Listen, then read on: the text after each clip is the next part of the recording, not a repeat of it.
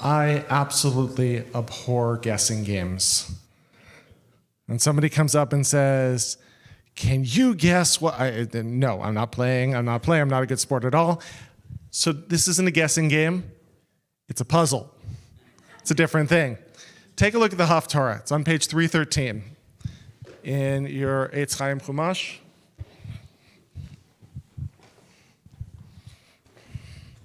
It's the second chapter of the book of Kings. And it, like the Torah portion that we read, is a deathbed scene. The Torah portion that we read portrays the deathbed of Jacob. This Haftarah portrays the deathbed of King David.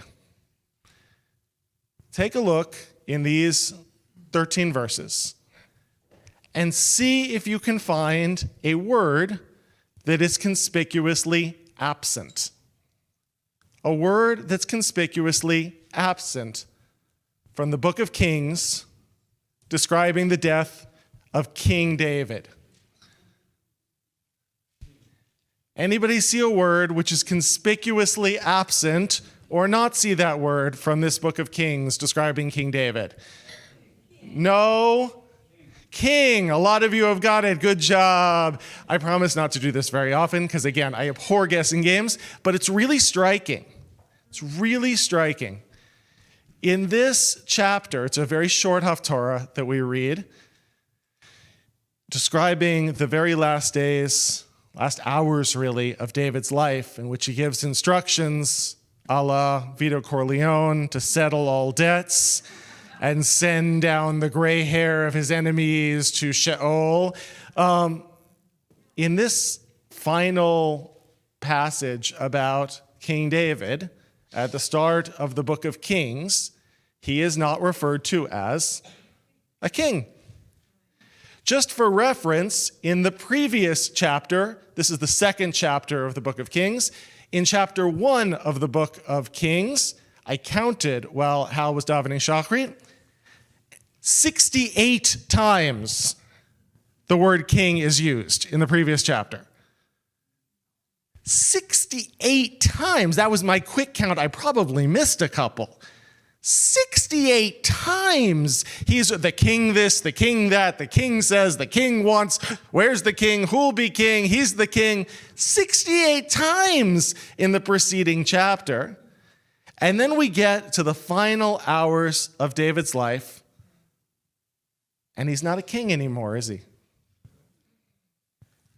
Because in the final hours of anybody's life, and in the looking back, in the retrospective over someone's life, those titles which we hang on to, those titles which we use to define ourselves, those titles with which we introduce ourselves, those titles that we do to answer that get to know you question, so what do you do? Those titles all fall away at the end. It turns out those titles never actually described us in here. They just described how we behaved out there.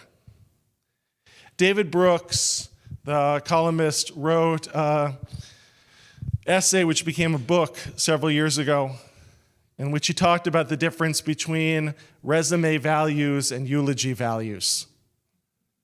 Resume values are the things you put on your LinkedIn profile. They're the things you put in your resume. They're the way you introduce yourself at a cocktail party. They're the things that we tell each other about who we are through the lens of what we've achieved and what we accomplish in the world, or at least strive to. And in eulogies, nobody in a eulogy is talked about for how much money they make. Nobody in a eulogy is talked about for how many employees they have, how much power they operate. Nobody in a eulogy really is talked about for what they do. They're talked about for who they are. And you walk through a cemetery and you look at the headstones, and it's just the names. every once in a while with a headstone that says MD, and it always makes me chuckle a little bit. All right, fine, you can be an MD, but I've never seen a DDS. Nobody has ever put on their headstone, I was a dentist in the world. For the most part, when we leave behind these defining titles. We leave the world just as ourselves. My first year as a rabbi, I had an interview with a fifth grader. They came in to interview me. They had a school assignment.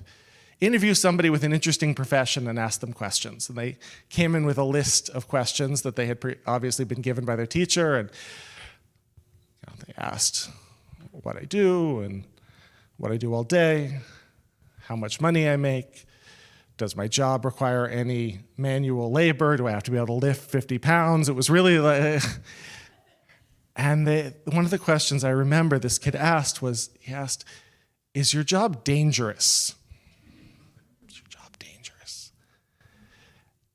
I was in my first year as a rabbi. I said, no, it's not. Deep sea fisherman is dangerous. Ice truck driver is dangerous. A police officer, firefighter is dangerous. Rabbi isn't dangerous. Now, 12 years later, I think there are a few dangers in this job. And one of the dangers has to do with confusing the self for the title. Is losing track of Adam as I inhabit rabbi. Because people drop my name.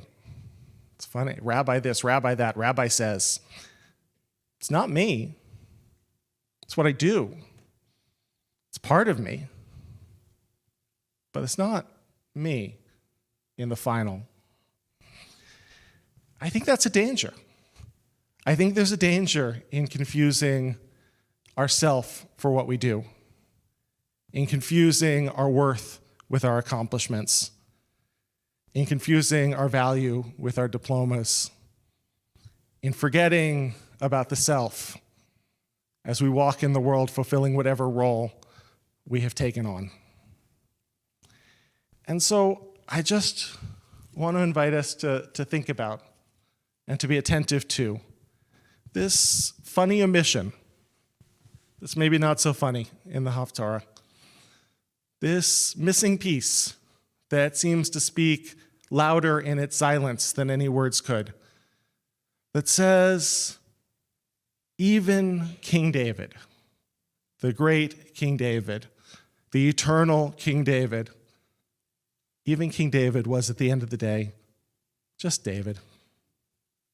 And if he can be, so can the rest of us. Let's attend to who we are. Let's not confuse ourselves with our titles, with our jobs, with our roles. Let's listen to the voice inside. Let's be ourselves. And that's actually really enough, because it's all we ever were to begin with. Shabbat Shalom.